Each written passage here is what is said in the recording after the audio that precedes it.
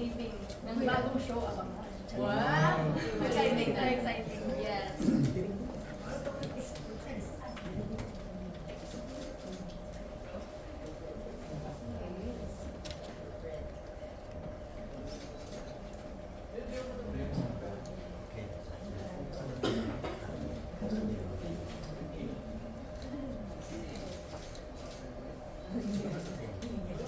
Kwentuhan lang to, be. Ako mababa kasi lang yung kabahan sa akin.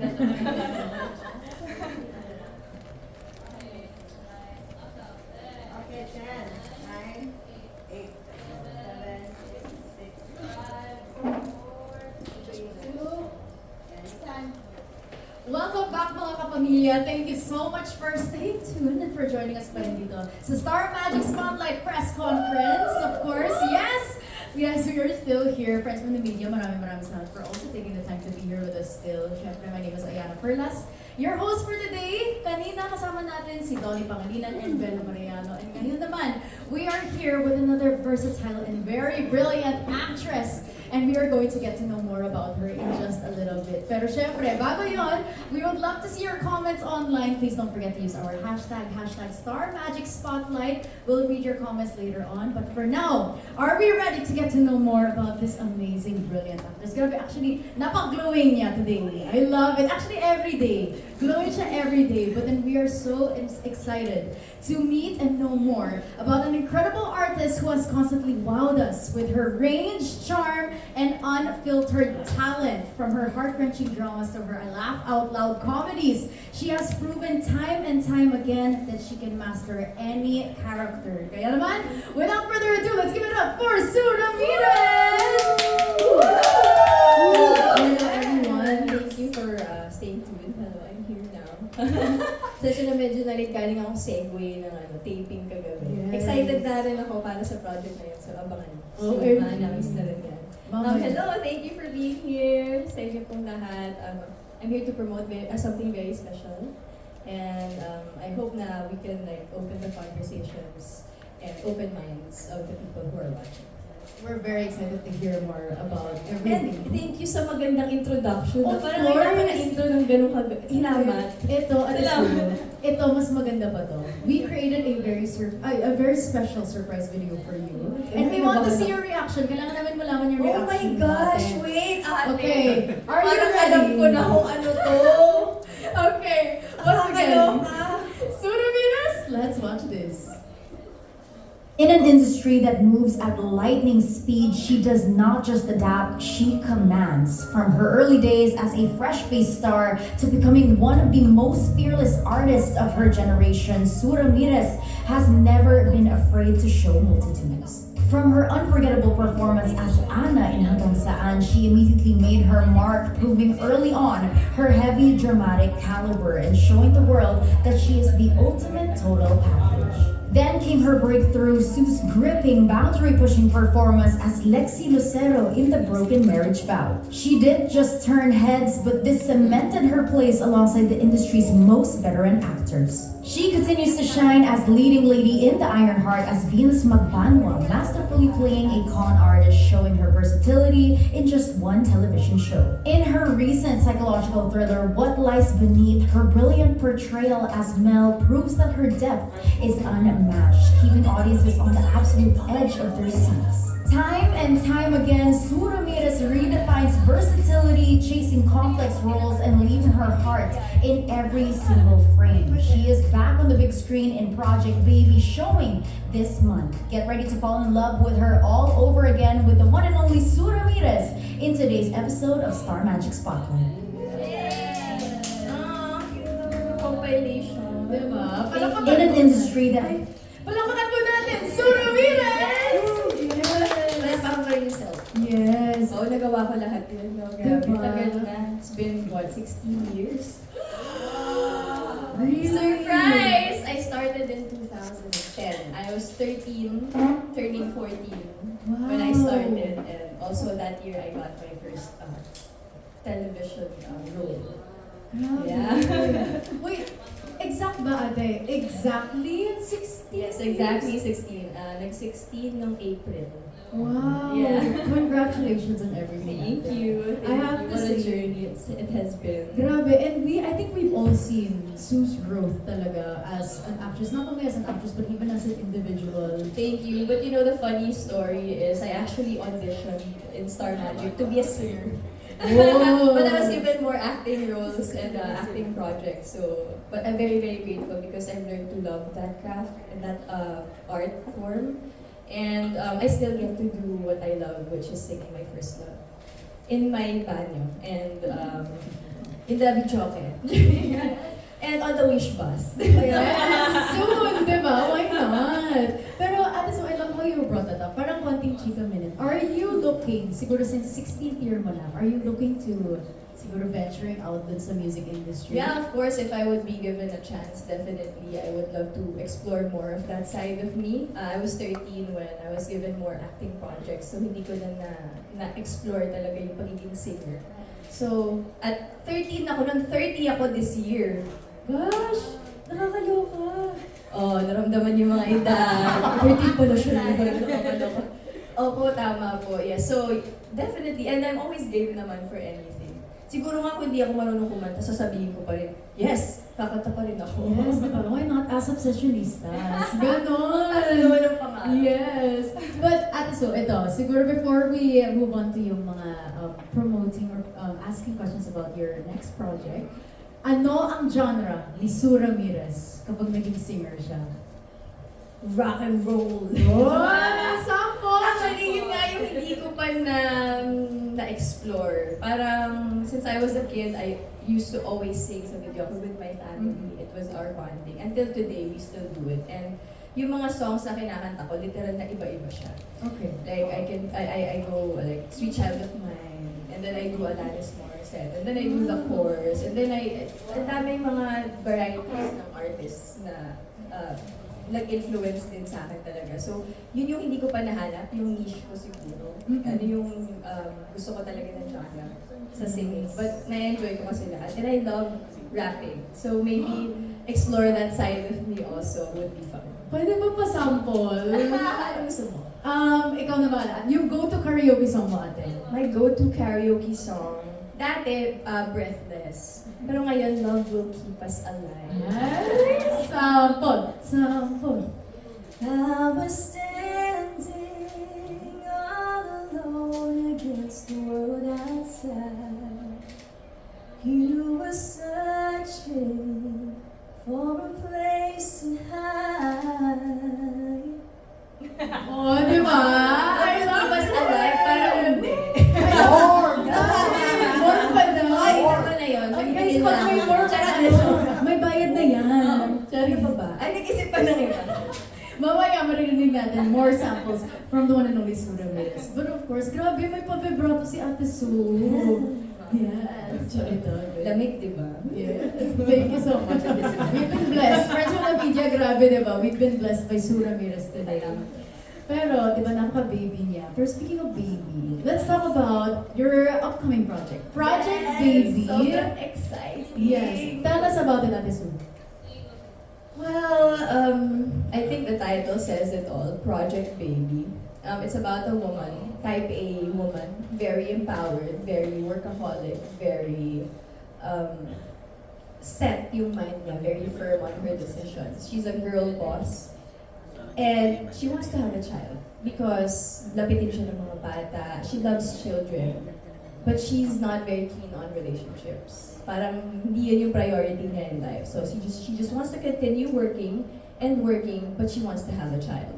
So, paano? Saan ako hahanap ngayon ng perfect daddy para sa magiging baby ko? Napapayag sa kagagahan ko na hindi kami pwedeng magsama or pagkatapos ng lahat, sa akin lang yung baby. Wala siyang involvement ng kahit ano, financially, emotionally, psychologically, wala, hindi ko siya kailangan physically. So it's just a two-time thing she wants that to lead into a baby na siya lang ang magpapalaki. Ayaw niya ng tulong ng iba niya. I love it. Parang ano talaga, baby lang talaga yung anak niya. No emotions, no strings attached, anything. And I love what you mentioned, Ate. Itong your character, sorry, the name of your character is? My character is Sandy. Sandy, yes. Okay, so si Sandy, type A, tama.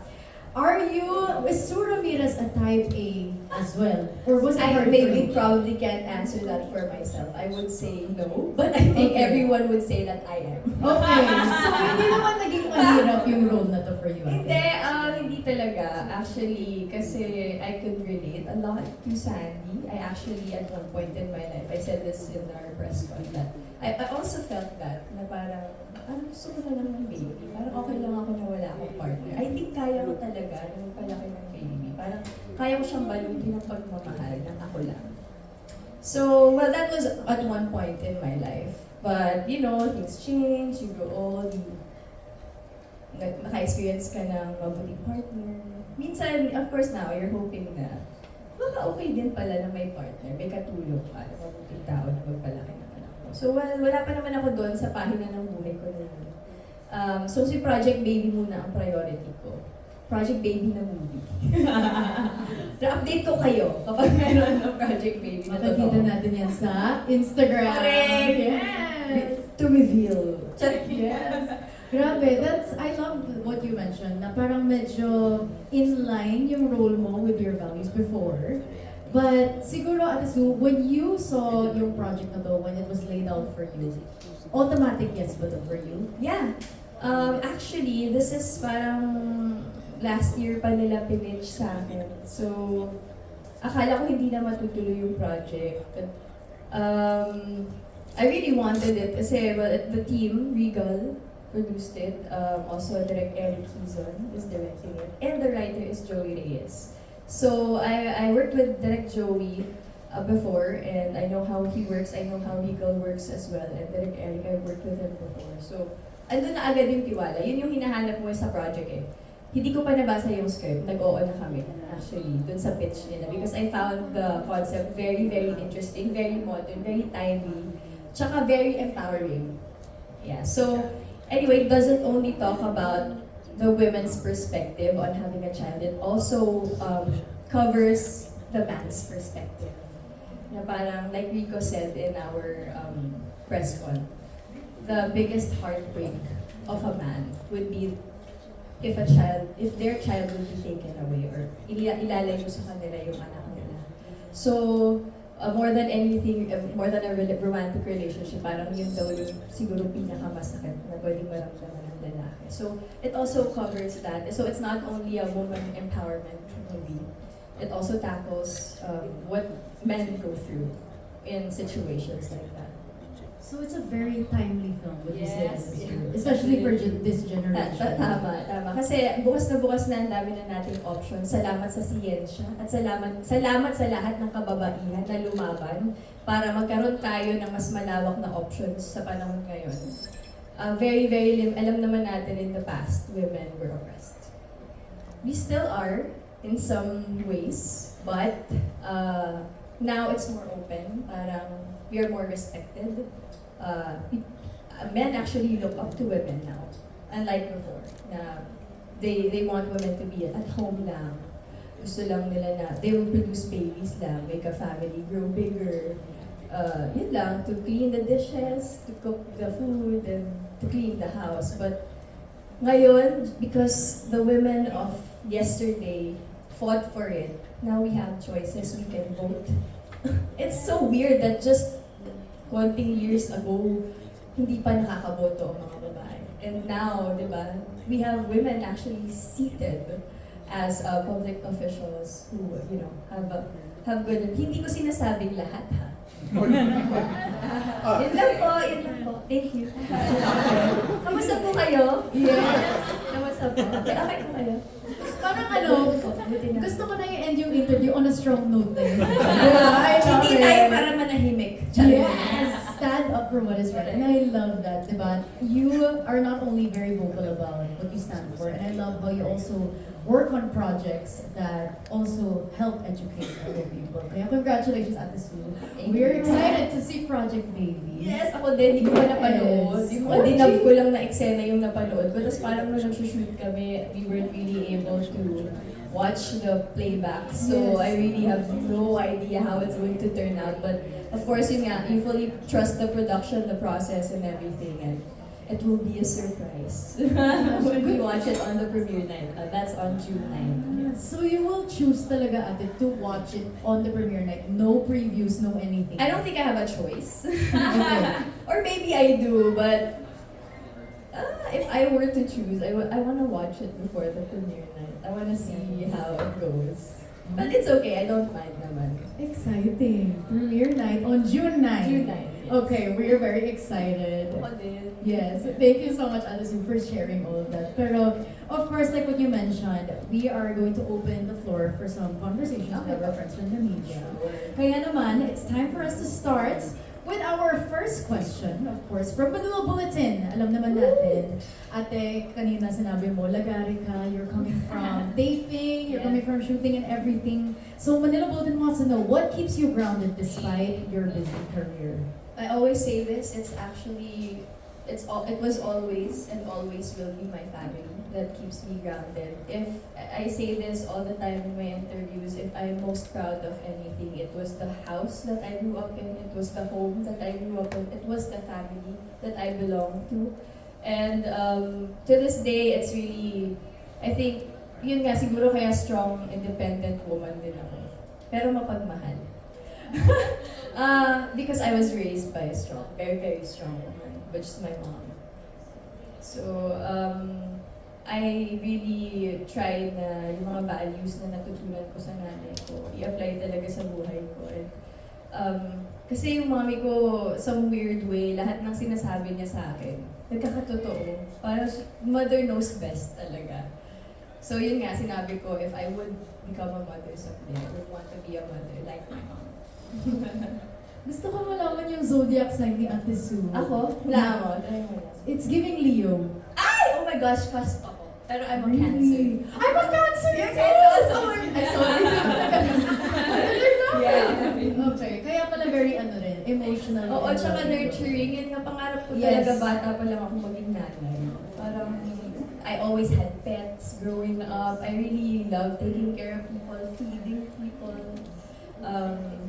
And yun nga, very family-oriented talaga. So, family is of utmost importance. And I treat my friends as family because ganun sila kabigat sa akin. Yes, give na give talaga. Like, I mean like, you give everything, not only to your friends and family, but even to your characters. I think kitang-kita naman Oh my gosh. how you are as an actress and also how you are as an Well, individual. ang masasabi ko lang about that, when you're there in front of the camera and you have this character that you have to do, wala kang ibang option kundi ibigay yung lahat dun sa character na yun dahil at yun lang ang makakapagbigay ng justice sa mga kwento na gusto natin iparating sa mga tao. Yun lang yung way na ma-express talaga natin at makaka-relate yung mga nanonood na may parehong kwento dun sa character mo. Like us, like when I did What Lies Beneath. I think that was the most challenging role that I ever had to do in my life. Napakahirap ng role na yun. Not only because she was a battered wife, but her wife. She was a battered wife, she was a public figure. She always had to put a facade. She always had to put a smile on her face, even though when she comes home, wala, binububog siya ng asawa niya. Tapos at the end of the day, siya pa yung binabash ng mga tao. Kasi nga, empowered woman din siya eh. So, feeling ng mga tao, siya yung maldita sa asawa niya. Tapos pa-victim yung asawa. So, I think, more than the physical requirements of Mel from What Lies Beneath, it was the emotional that I really almost could not handle. Parang hindi ko ma-imagine yung mga babae na dumadaan talaga sa ganun. yung parang iniisip ko pa lang, naiiyak na talaga ako. So, ganun ako na naging connected dun sa role na yun. And I'm so happy that ABS and RCB Narratives gave me that opportunity. And they trusted me enough na, ay, hindi, feeling ko kaya to really soon. I was also surprised na you get surprised all the time when people trust you and you doubt yourself, and at the end of the day, you get to do it. Parang wow, at tama pala sila, kaya ko pala talaga. And you trust yourself more. Parang the next time you have to do it, hindi ka na masyadong kinakabahan. Pero kaba syempre palagi dapat nandyan. It means you care, we know this. Kinakabahan lang tayo dahil may pakialam tayo, dahil gusto natin ingatan yung mapapanood ng mga tao. Gusto natin maging maganda at makakonect tayo. More than maganda, gusto natin, we want to touch lives and touch people's hearts when we do these characters. Grabe, ang ganda ng shinare niya, no? About, first of all, I just wanna say that I love What Lies Beneath. I think, napakagaling mo. Thank you! Super galing. Actually, every character naman super galing ni Ate I Sue. do my best. But you were talking about Mel and how her role really affected you and challenged you a lot. I have to know, as an actress, you've gone through many, many roles. How do you siguro let go of the character once you're out of dating? I think because I started young, I started when I was 13, like I said. At first, it was fun and games and work. It was in that order. Parang I go to set, I'm having so much fun with the people that I'm working with. And then, next pa lang mo ipaprioritize yung role, hindi mo ba siya naiintindihan ng ganong kabigat. But, you know, as time went by, as I matured, yun nauuna na yung role. Parang more than fun and games going on set. Of course, that's still part of it. We're still excited to work with the people that we work with. Pero, yung iniingatan mo na talaga is yung role mismo. Parang gusto mo siyang bigyan ng hustisya. So, yeah, I think yun yung pinakamalaking transition from working when I was a child to like ngayon.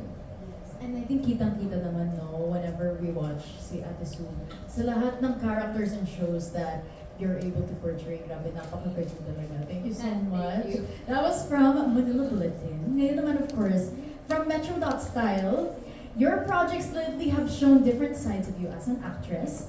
What new side of yourself do the audience get to see here sa Project Baby? Well, they've seen me as an empowered type A woman before.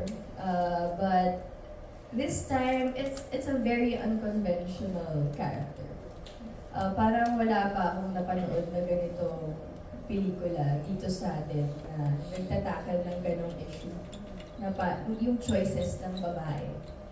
So, siguro, yun yung mas makikita nila sa Project Baby. Yung power ng babae para mag-decide para sa sarili niya. Na hindi siya nakikinig sa mga tao sa paligid niya. Na minsan, medyo tagilid din, di ba? Kasi hindi naman tayo independent as people. We can say that we are, but we still need each other. And that's the biggest fact in life. Hindi tayo pwedeng mag-isa lang. Kailangan may kasama tayo and kailangan may makakausap tayo. Ang lungkot naman nun, di ba, kung ikaw lang. So, yun, siguro, yun yung biggest lesson na matututunan or makita nila sa character ko dito. Na women can make their choices, but we still need people around us. It doesn't have to be a romantic partner. It could be our mom, it could be our best friend. But definitely we need someone. And we need another woman who empowers us. Kailangan na, kahit isa lang yan, kahit nanay mo yan, kapatid mo yan, kahit isa lang naman yung mag-empower sa'yo na babae, ang lakas ng effect nun sa'yo. Parang, and it really lasts. Actually, totoo yun. Like, community and company are very, very important things that we need to live by. But of course, ito, Ate Sue, you mentioned that is something that the audience can learn. Pero for you, filming Project Baby, what is something that you personally were able to learn from the film and that you brought into your everyday life? Siguro going into the film also dahil I'm turning 30 this year. not only because of Sandy, but it made me realize na hindi bara-bara yung desisyon na magka-baby. Hindi siya, naisip ko lang. Hindi siya gano'n. Ang haba ng preparation na kailangan mong gawin. You really have to secure yung bata una sa lahat. And to prioritize someone and to give your all to someone na galing sa'yo. Siyempre, hindi ko pa naramdaman na maging ina. Well, sa mga pamangkin ko, yun nga, sa mga aso ko. Pero it's not the same, you know. If you give birth, it's a really different thing. So, ayun siguro, yun hindi siya bara-bara na desisyon. Kailangan siyang pinag-iisipan at pinaghahandaan ng mabuti. And siguro, it's best if you find a partner that is on the same page. Someone who wants it with you. That's so important, to have a baby with someone who wants it with you. Kasi, well, ang dami naman nating situations na nakita na gusto niya sa umpisa, pero nagbabago yung isip, nagbabago yung jowa. May mga ganun talaga, joke lang. Pero at habang nandun ka sa stage of like gusto mong bumuo ng bata, gusto mong mag-form ng tao, kailangan kahit sa umpisa meron kang makakapitan, alam mo yun, at saka maramdaman mo na gusto niya rin to. Pag nagbago yung isip niya, pwede ko, kaya ko na to. Doon na papasok yung independence ng babae because at the end of the day, women are so powerful. We give life, literally. God has given us that power na makapagbigay, makapag-produce ng bata o ng tao. And how do we take care of that power? How do we take care of that child?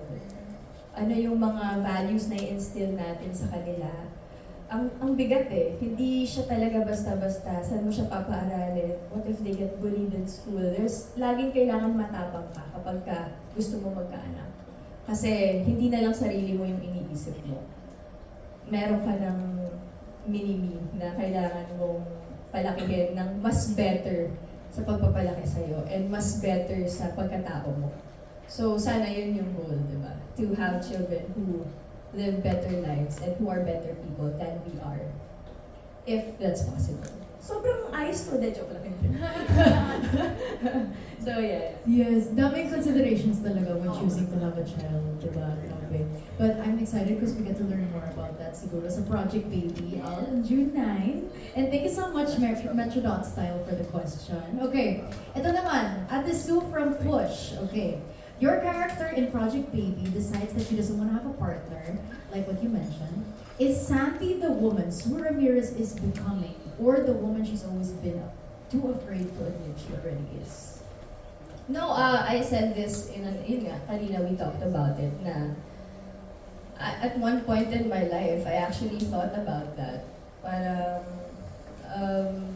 okay lang kung hindi mag-work out tong relationship na to. Parang, I just want a kid. I want to take care of my child.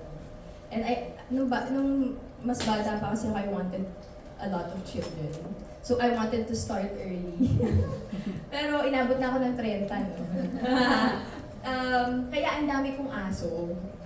I have 8 dogs now. But at one point, I had 11 in my house. So, that's how I yearned for it. Parang dun ko binawi yung kagustuhan ko na maging nanay. Gusto ko lang mag-alaga talaga. But yun nga, as I said, it's a totally different thing. I think taking care of 11 dogs, it will not compare to having one child. The care and the pag-iingat na you have to do. You mentioned, Ate, na parang you had that one point in your life na parang okay lang kung mag-isa mo. But when did that perspective of yours change? Kailan mo na isip na, okay, gusto ko magkaroon ng teammate? Well, you know, the partner that you're with is a very big factor. And siguro when I met Don, that's when it all changed. Parang okay din na. And you can really see that he's good with children, he's good with, kung ibibigay talaga, I would be honored to have a baby with him because I know that he will be a good father.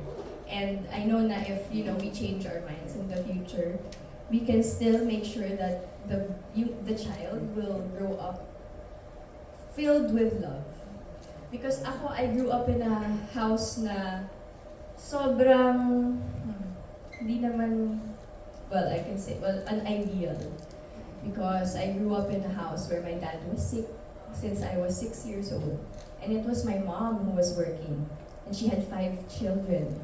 And my dad had to be rushed to the hospital every 2 weeks. He would stay there for months and come home. And so it wasn't the ideal home for a child to grow up in. It was actually a big regret of mine na nung 6 years old ako, syempre, I didn't understand the situation really. Parang, what happened? One time, my dad, na-hospital lang, galing kami sa swimming, na-hospital yung daddy ko, he got a stroke. Pag uwi ng tatay ko, hindi na siya nakakapagsalita. Hindi na siya nakakalakad mag-isa. So, ang laking switch nun sa, daddy's girl kasi ako eh. So, ang laking switch nun sa buhay ko na, parang nalito ako, ano nangyari? Parang kahapon, okay pa kami, nag-swimming pa kami, tapos biglang nagbago yung buhay namin sa isang iglap. But for the 11 years may sakit ang daddy ko. 11 years, grabe yung nanay ko, no? Galing niya. 11 years may sakit ang daddy ko. Pero, dun sa 11 years na yun, before he passed away, sobrang memorize ko kung anong itsura ng love.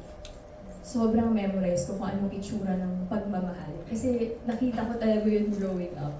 Hindi siya yung usual na mom and dad na relationship, but hindi ko naramdaman ever na may kulang sa akin.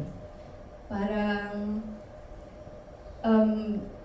wala, yun lang. Alam ko yung itsura ng pagmamahal. So I know that when I have a child someday, I know exactly what I want to give this child.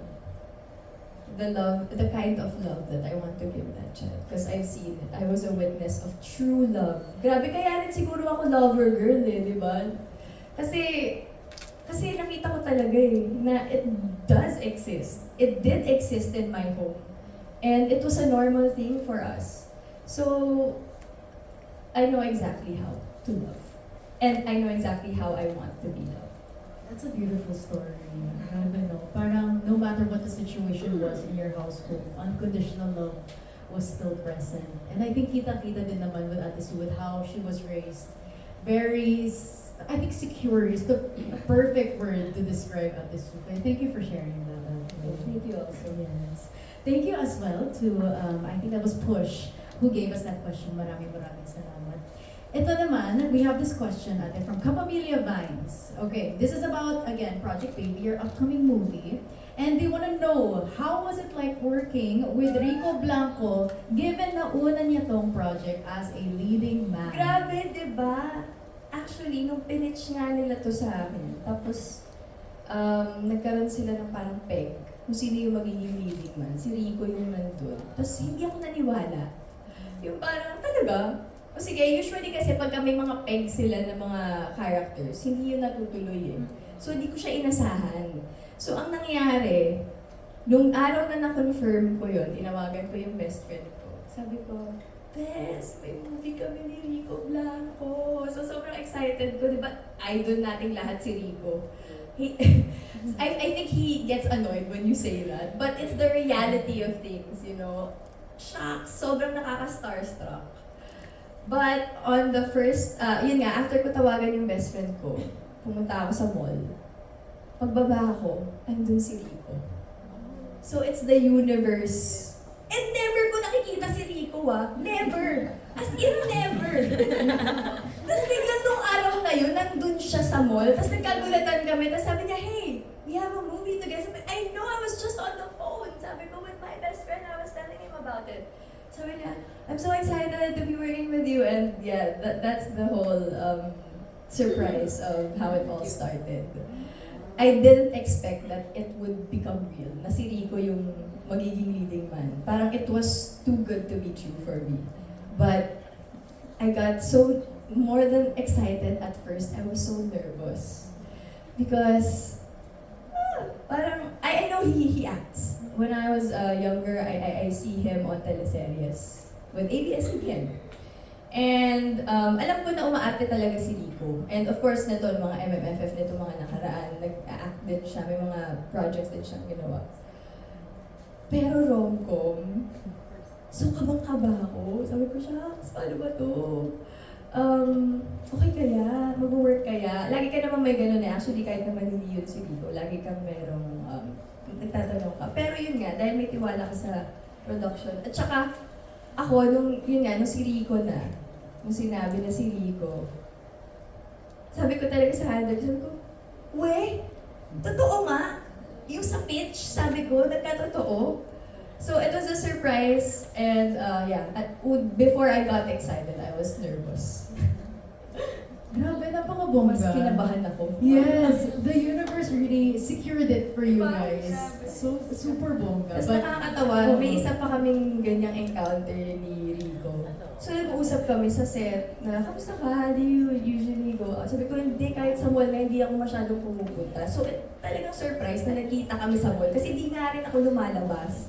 Tapos nagkita kami doon and we turned out to be neighbors. Yeah.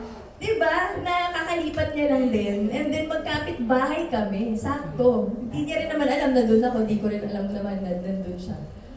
Tapos, may isang beses sa shoot, nag-uusap kami na, ano, kamusta? Lumalabas ka ba? Ganyan, hindi. Si Rico doesn't really drink. He doesn't have really, so he doesn't really go out. Tapos, one time, my best friend came home with her new boyfriend. And they were leaving for the States the next day. So I went to take them out sa BGC on a Tuesday night. And guess who I saw there? Rico Blanco. So ang daming parang the universe is really telling me something. But we were already shooting the movie during this time. So tawa kami ng tawa. Kasi sinabi ko rin na hindi ako lumalabas. Tapos sinabi niya rin sa akin na hindi siya lumalabas. So sabi ko, ano ginagawa mo dito? Akala ko hindi ka lumalabas. So nakakatawa yung mga encounters namin outside of work na parang hindi namin pinaplano magkita pero lagi kaming pinagtatagpo. grabe, parang kahit na I think first time niya to have this movie together and then very rare for you guys to see each other, parang meron na kayong chemistry, would you Nakakatawa, say? di ba? Ang galing talaga mag-work ni Lord. Yes. Ang galing mag-work ng universe kung paano siya mag-bring ng two people together. Oo, totoo. And I can tell na parang close na sila even with the first encounter pa lang. Rico, he's such a kind person. He has such a good heart. And he's so talented. And I had no doubts about his acting because he's a singer. And singers, as we all know, just ko si Ate Reg, di ba, napakagaling na artista.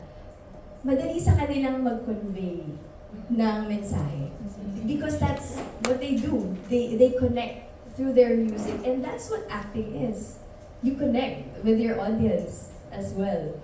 It just uses more facial expressions, of course. But, ganun yun eh. He has that power to connect to an audience. And that's basically what you need in acting. Mas mahirap maging artista, tapos gusto mo mag-singer, di ba? Tapos di ka marunong kumanta. Pero pag singer ka, definitely, you are also an actor. Yeah. And we know a lot of people in the industry who are singers and actors at the same time. Actually, gusto ko malaman, Ate Sue, based on what you talked about now, syempre, I'm sure Rico has his own quirks of being an actor. You also have your own ways. Nag-exchange ba kayo ng notes sa set on how to act and all that? Actually, we had a crash course na parang workshop with our director, si Direk Eric. And doon namin na-relay lahat ng mga gusto namin i-share. Kung paano namin i-treat yung role. Nasabi rin sa amin ni Direk Eric kung paano niya gustong i-play namin yung mga characters namin. So, on the set, parang it was more collaborative work. It wasn't really trying to correct each other. It was more parang, is this okay? Parang asking each other na, okay ba yun ba to? Okay ba? And grabe, ang lalim ng mata ni Rico. Yung, when you look into his eyes, ang bilis niya mag-convey ng emotions, ang bilis niya maglabas ng emosyon sa mata niya. Tapos maiintindihan mo agad yung intention ng eksena. Tapos, you know when he speaks slowly. Diba? Si Rico speaks slowly. So, tumatagos talaga sa'yo yung mga lines. Tapos, well, si Vigo, basta mapapanood nyo sa movie na trinay niya talaga to be involved with the child. Pero talagang kinakancel out siya ni Sam. Parang, no, I don't want you. Don't you understand that? Ganun yung siya. Pero siya yung nag-e-exert siya ng nag-a-assert siya ng or nag-i-insist siya na maging part. Tapos kinakancel out siya. But he does it in such a gentle way na parang kasi pag iba yan yung treatment niyan, parang, gusto ko maging parte ng buhay ng bata na yung ganon. But Rico's so gentle. As a person in real life, he's the same. He's so gentle. And how he treated his role when he was doing it. Ang sakit sa puso na makita yung gentle person na shove off or kinakancel sa buhay ng isang tao. So, I think, more than si Sandy, ang dami nag-aabang talaga kay Migo. And sa mga comments pa lang online, yung mga comments sa trailer namin is, anakan mo ako, Rico. Yun yung mga sinasabi ng mga tao. Sandali, si Migo, di ba? Tsaka si Sandy, ba't ikaw? So anyway, yun nga kasi din, I think people also see him na daddy. People see him as a daddy. So parang they want his child. So nakakatuwa na people are excited to see him in that light. Na how kaya? Is it, I think Migo mirrors also Rico and his want to be a dad. So dito niya rin siguro na ilabas sa movie na yun. Nandito yung emotion niya. You were able to share at this a little bit about Migos and Sandy's characters. Pero I want to know, without spoiling anything, happy ending ba to or sad ending? Well, it's a rom-com. Yes. It depends how the viewers will watch it. Or malay nyo, magkaroon ng part 2. Baka open-ended siya, di ba? So, I think it's up to the audience to decide if it's a happy ending or a sad ending. We'll find out on June 9. Yes. June 9 is our premiere. Okay. June 10, Yeah. out nationwide. Yes. Tama. Okay, grabe. Thank you so much for sharing that. Thank you also. Ito naman. Okay, we have here from John Bueno of Macau. This is more about siguro how you would be as a parent. I know you shared a little bit of it of unconditional love and all that. But, meron dito question. If you had a choice, what would you prefer as your firstborn? And what kind of parent do you think you'd be to that child? Of course, kahit anong ibibigay sa akin, di ba, wala naman akong choice. De, joke lang. Hindi, kung ano naman yung ibibigay sa atin, then yun yung nakatakda para sa atin. I always say this, that wherever we are, that's where we're meant to be. And whatever we go through in life, that's what we're meant to go through in life. But if I were to choose, and if there was a button, I think I'm like Sandy. Si Sandy wants a boy. I grew up in a house and 4 girls kami, and just 1 boy, my kuya. So, gusto ko if I would have a first child, gusto ko lalaki. Parang protector yun. Kung magkakaroon pa ako ng ulit. Magiging alam ko magiging protector siya ng At saka, parang, I wanna be a boy mom. Sa mga mahilig sa sports, ganon. What kind of mom would you be siguro kung may son ka? Or like, a kuya in the family? What kind of mom would you be? Strict ba sa mga girls? Okay, so, ang complex kasi nung sasabihin mong stricto kang nanay. Kasi yung nanay ko stricto siya eh. Pero hindi siya nagpakialamera. She didn't really try to invade our privacy growing up. We were afraid of her. It's because we respected her and we loved her. But, yun nga, I think magiging katulad niya ako ng nanay. I will be strict, sometimes scary.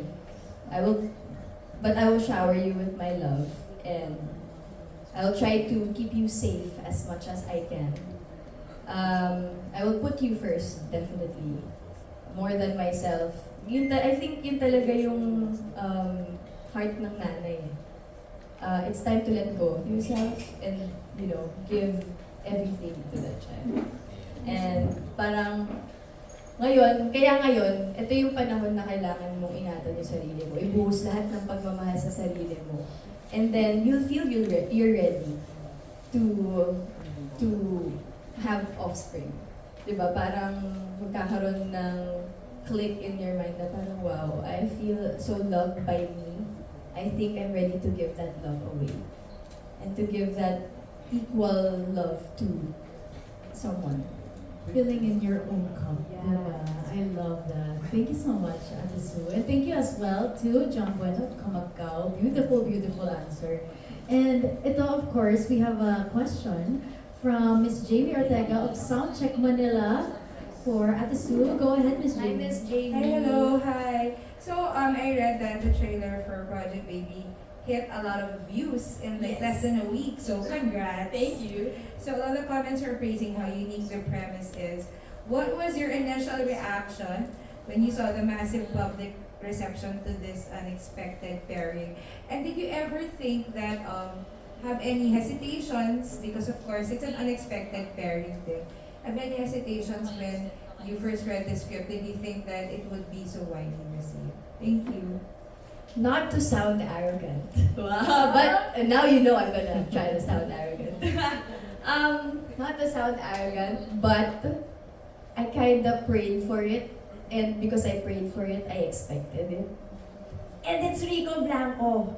Guys, that's the reality of it. Everybody wants to see Rico in a different light. Not the performer Rico, singer Rico, producer, grabe ang daming kakabit ng pangalan ni Rico, manager, businessman, di ba? The actor, leading man, Rico Blanco, na crush ng madami. So, like I said when we let out the trailer, yung mga comments ng mga tao were really, sinasabi nila na, gumawa na lang tayo ng baby. Diba? Yun talaga yung gusto nila, gawan sila ni Rico ng anak. So I think ang daming excited about this. And yun nga, nung nag-press con kami, I really appreciated what Rico did at the end of our press con. He invited the music community, his music fans, na if you haven't tried to watch a Filipino movie, I think this is the time and this is the perfect project to see him in a different light talaga. Yeah. Thank you po. Thank you so much, Miss Jamie Ortega from Soundcheck Manila. Next up naman, we have France. We have a question. Yes. Hi, Mars. Hi, Mars! Yo, kasi na-bring up mo na, hello, na-bring up mo na yung 16 years. Grabe. Oh man, shout out this. And then my question is, kasi kanina nagagaling naman tayo na ang unang guest natin, si Donnie at si Belle. And na-pair ka naman sa iba't ibang mga kapwa. You were in an era na usang love team talaga. Correct. At one point ba, syempre isipin ko, natanong ko na ba sa ito, sige, at one point ba, naisip mo rin na sana nagkaroon kami ng steady love team or happy ka sa naging trajectory? Kasi imagine mo, in 16 years, isa ka pa rin sa, ikaw pa rin yan, you're one of the most respected, wow, sa era mo, isa ka sa mga pinakamagaling na actress talaga. So, did you ever think na sana nagkaroon ako ng steady love team? Hindi talaga. Kasi actually, after 16 years, nagugulat pa rin ako na nandito pa rin ako. Sa totoo lang. Na, well, of course, you put in the work. That's what we always do. If we don't give heart to it, then why are we doing it anyway? So, we put in the work, but we still don't expect. We hope, but we don't expect. Because ang laki ng industriya, ang dami naman pong maganda. Ang dami namang magaling. Diba? Pero, I don't know, I think maybe I'm lucky. But I always just hope that I would get a new project. Lagi lang ako nagdasal na sana may susunod pa. Kung wala na, baka pwede mag-school na lang ako ulit. Ganyan, yun yung iniisip ko lagi. But I never really hoped for anything more. I was just very open to accepting whatever it is that was laid out in front of me. Parang, at one point nga, wala akong tinanggihan ng mga project. Like lahat, sige, Monday to Sunday nagtatrabaho na talaga ako. Di ba? Naalala mo yan? Hanggang Sunday nag-aasap pa ako. Kahit may MWF ako at ETHS ako natira sa MMK pa MMK ka pa in between yung paglaban mo. So, nung bata ako, ratsyadera talaga. Yung talagang go, go, go. Very ate peachy mindset. Diba? But, go, go, go. Talaga lagi ko sinasabi, sa next life na yung pahinga ko. So, nung bata ko, yun lang. Gusto ko lang, ang pinipray ko lang lagi, sana may kasunod pa. So, never ako nag-hope na maging part ako ng love team. But I was very, very lucky. You know why? Because, of course, we know how successful the love teams are here in the Philippines. But I got to work with the best ones.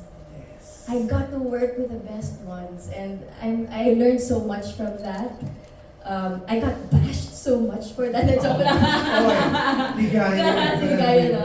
Yeah, but no, I took it as a big, big blessing talaga. Ang dami kong natutunan sa mga trabaho na yun. And I'm so grateful that I was even considered to be part of those love teams. Grabe, doing Pangako Sa'yo and Dolce Amore.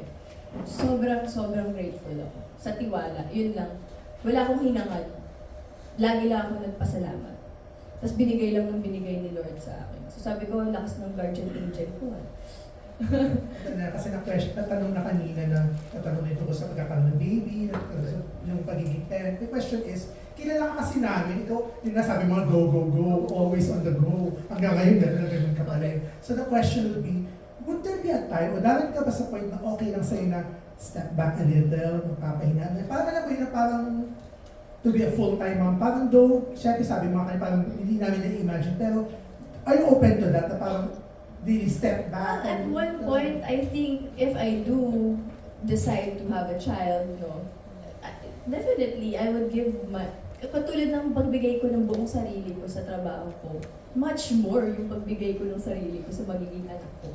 I think, no question doon na parang if it were to happen, I would be more than glad to step back and take care of my child. Oh, last question na. Kasi may nagsabing, sorry ex mo nasabi baka endgame na daw kayo. Ano pakiramdam mo na sinabi yun ng ex mo? In an interview na, bukod sa you're underrated, napakagaling mong artista. Thank you. Ano pakiramdam sinabi na mukhang dapat endgame na kayo ni Doc? Well, of course, we're not naman saying and we're not confirming anything, because we really don't know at this point. I think it's early, but I pray for it. I pray for it.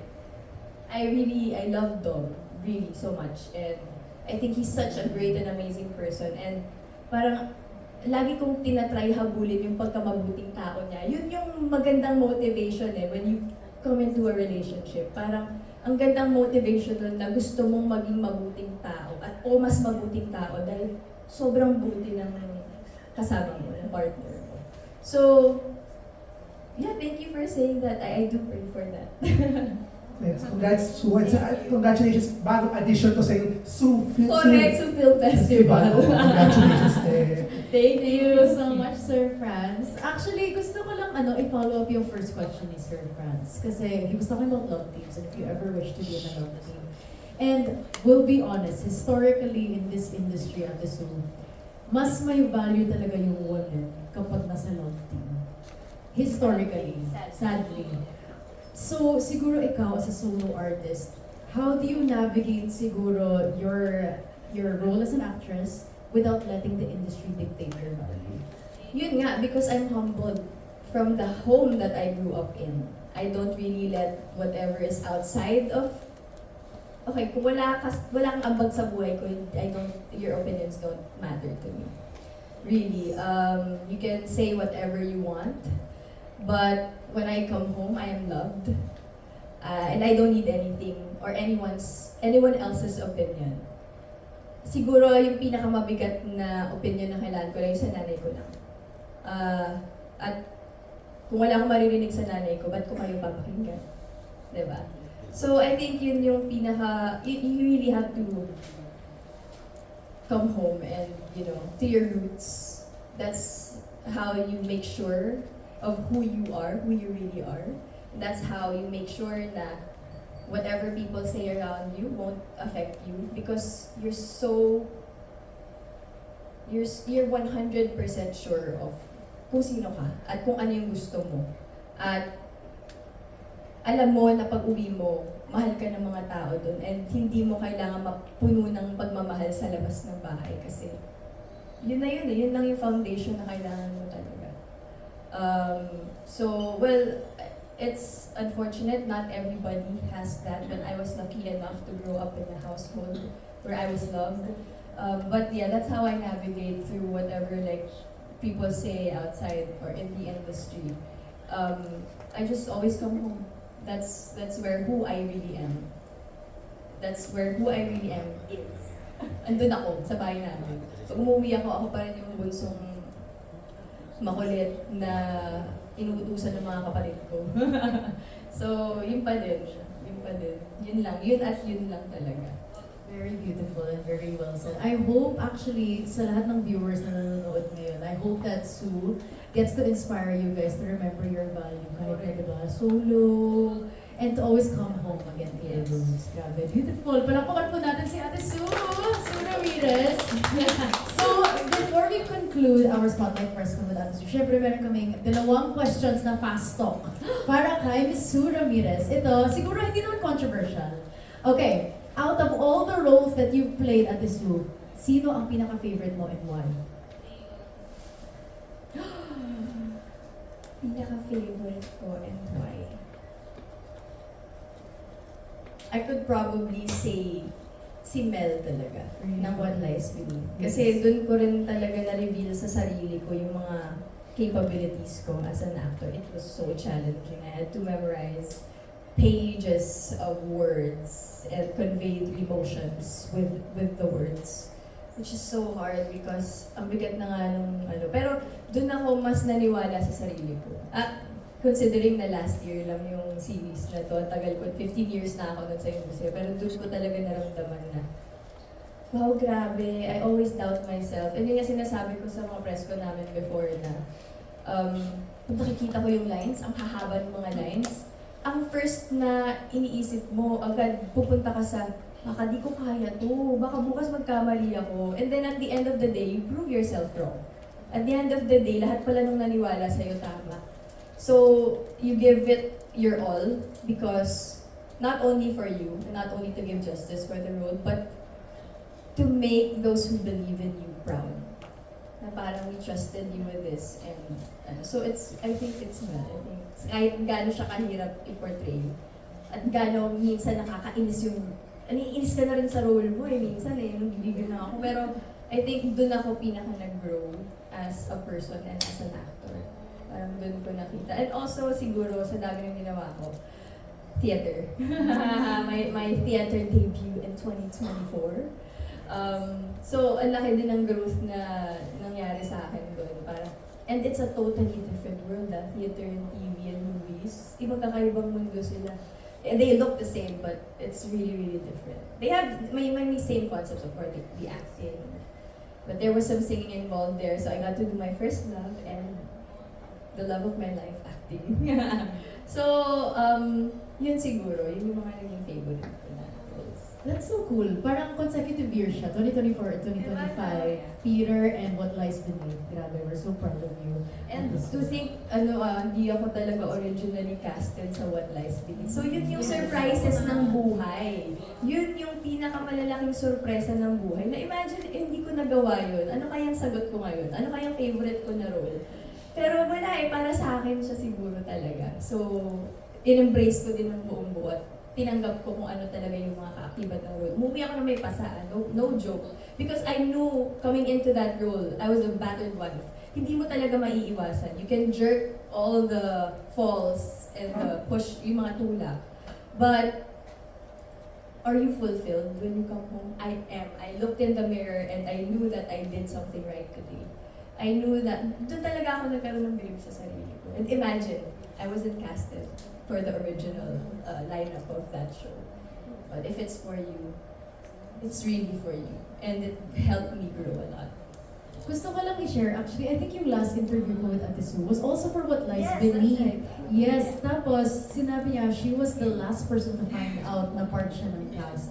And I think, if I remember correctly, Ate, hindi ka rin masyadong sure if you were able to portray the role beautifully. No, I think that's Kyla yan. Si Kyla yan. Yes. She was the last one to be Yes. casted for that show. You Pero- were second to the last actor. Yeah. I wasn't part of the original lineup talaga. Grabe. So it was a totally different show before I came in. So, pero, yun nga, we always have our doubts eh. Yes. May imposter syndrome tayo minsan. Iniisip natin, baka di natin kaya.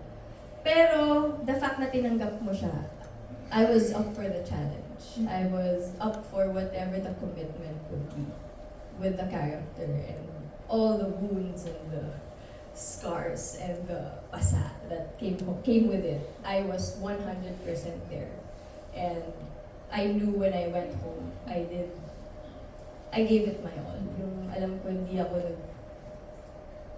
nagbara-bara lang. Yes. Alam mo yun, yung binigay ko talaga. Walang regrets talaga when Wala. it comes to Mel. Grabe. And you portrayed it beautifully, Thank ate. you. Grabe. What lies beneath Mel. Ito naman, you have your favorite character in Mel. Another fast talk question is, were you ever offered a role that you wish you could have accepted but could not because of schedule? Ay, madami. Ngayon, meron actually ino-offer sa akin na maganda rin na project. But I already said yes to another project. So, yun nga yung sinasabi ko. Kung para sa'yo, para sa'yo. It could be offered to people before you. They could have said yes. At oo, nag-press ko na, di ba? Nangyayari yun eh. Nag-press ko na, minsan nagtitaping na. Pero it still turns out na hindi sila yun. Kukuha pa rin sila ng iba. So it really happens in the industry. So you always have to keep an open mind that yun yung kailangan mong i-invent talaga sa sarili mo na what is for me is for me and what is for her is for her. So wala akong hinanaki, wala akong paghihinayang, hindi siya sayang. Sayang, hindi ko nagawa. No, it's not like that. It wasn't really for me. That's why hindi ako yung nandun. Grabe, beautiful mindset. And I feel like, especially for the young artists, a lot will learn from you. Huwag kayong masaktan. At yun nga, sus, napaka-cliche nito, pero when one door closes, another bigger door opens. Yes, very, very true. And then you always have to treat that door bigger than that Yes. other door. Because that door was not for you. Oh, diba? We're ending this press con with a bang.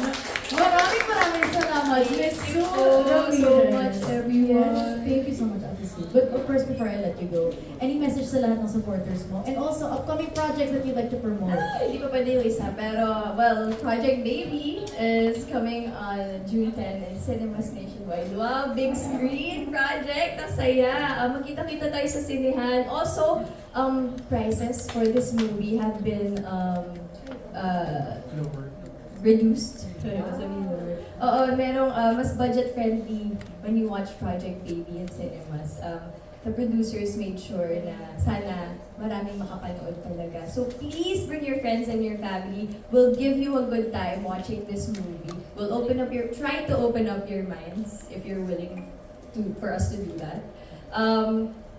Give a better understanding of what really goes inside a woman's brain and a man's brain as well. And of course, let's support Rico Blanco's first leading man role. I'm so excited for you guys to watch him. He was so good in this movie.